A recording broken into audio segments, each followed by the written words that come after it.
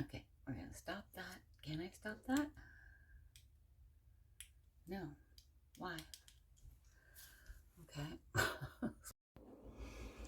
So today we're going to make English muffin bread. It's a really great way to start your morning.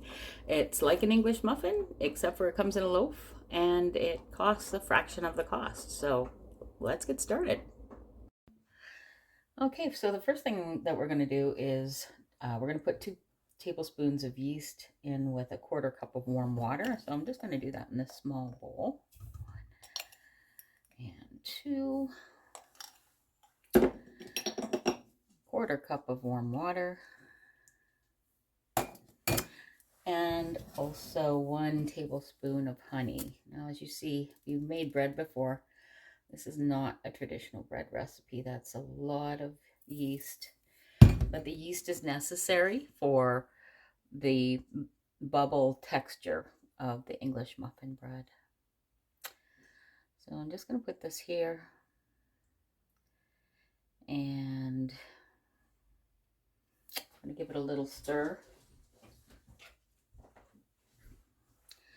All the honey off of the measuring spoon. A little stir. Mix that all up really well. Now we're going to set that off to the side. So while the yeast is doing its thing, I'm going to go ahead with the dry ingredients. So we need 4 cups of flour. What's good about this recipe is that you don't have to use the special bread flour. In fact, I think they actually recommend not using it, although I have used it. So it does call for 4.5 cups of flour, but I start with 4 cups, and then that way I'm only going to add enough just to make it the consistency that they're looking for. So that's the 4 cups of flour. And next I'm going to add a 1/4 teaspoon of baking soda. So, baking soda is here. You take it out of that original container and put it into a glass jar. It'll last forever. 1/4 teaspoon. They call for 2 teaspoons of salt.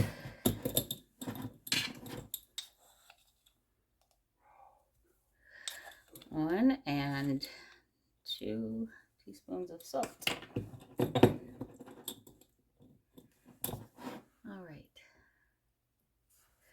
Next, I'm just going to stir this all together, the salt, the flour, and the baking soda. Get that mixed thoroughly.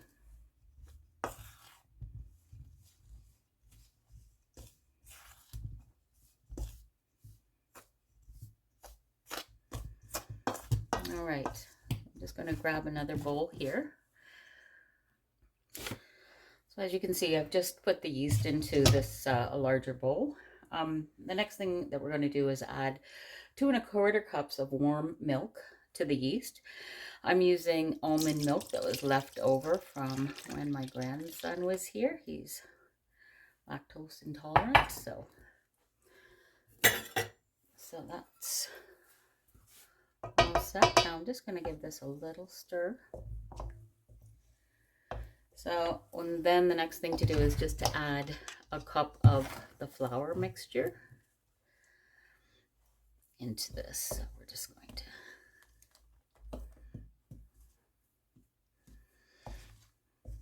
make sure that that's incorporated well.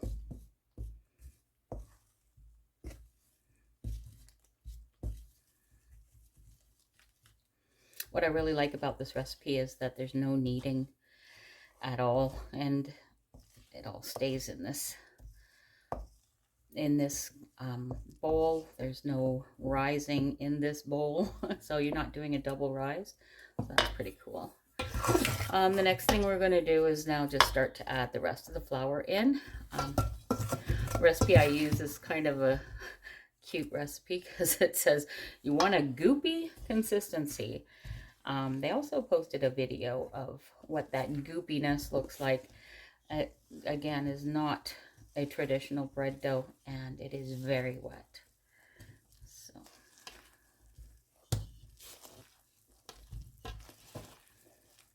And you're only supposed to put in enough flour to get it to that consistency. And that's why I only start with the 4 cups of flour. And I don't really have to add much, if any, beyond that. It just depends.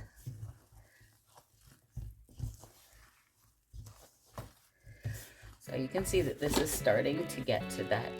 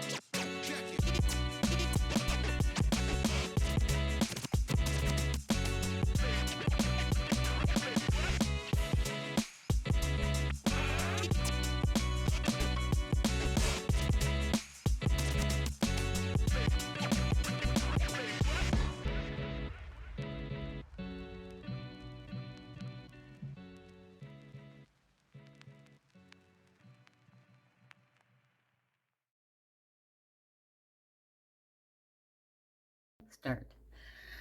So I have greased and coated the inside of the baking pans with cornmeal and greased it with my vegetable ghee. And so we're ready to go. Now I put this goopy mixture, just like as it is, very goopy, into each of these containers. So let's give that a whirl here. Now one of my bread pans is larger than the other one. Oh, this is getting to be a little messy. So I get one larger loaf out of it most times because it will allow for it to expand a little bit more. So, oh, yep, quite the goop. All right, so let's work on this other pan.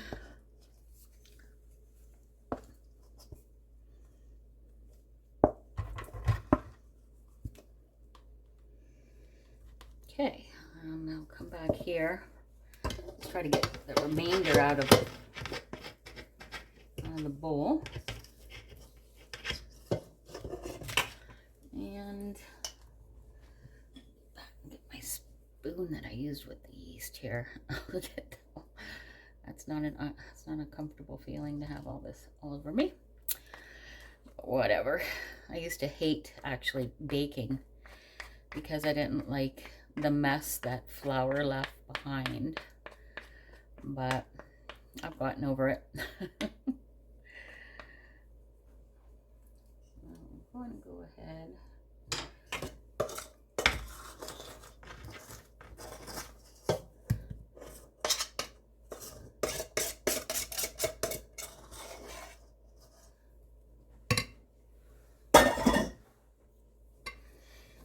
I'm just going to smooth this out as best I can.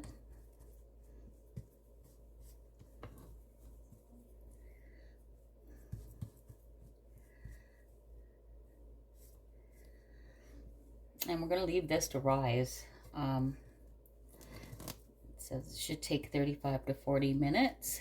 We'll see how we go there. This one actually is going to be the larger loaf. have another bread pan that's actually the same as this one, so I should actually dig it out that way. And believe it or not, this still may not be goopy enough. We'll see.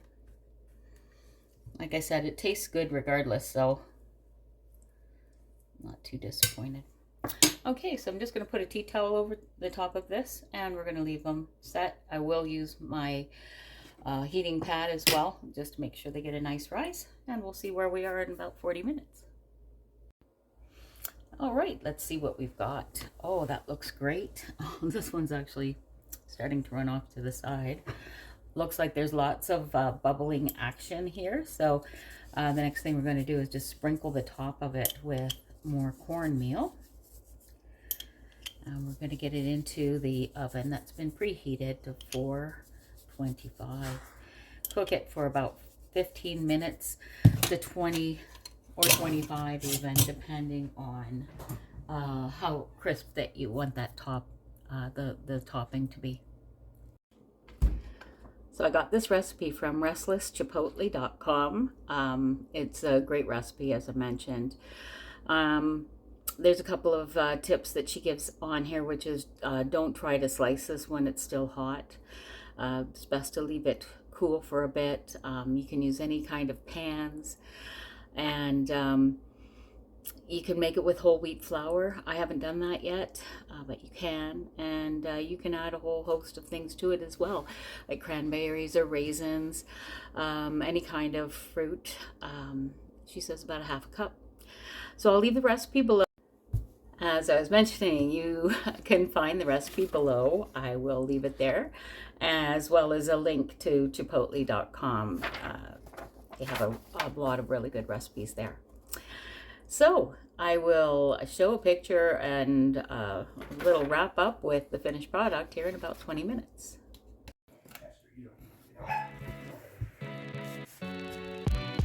Yeah, I'm going to be recording soon.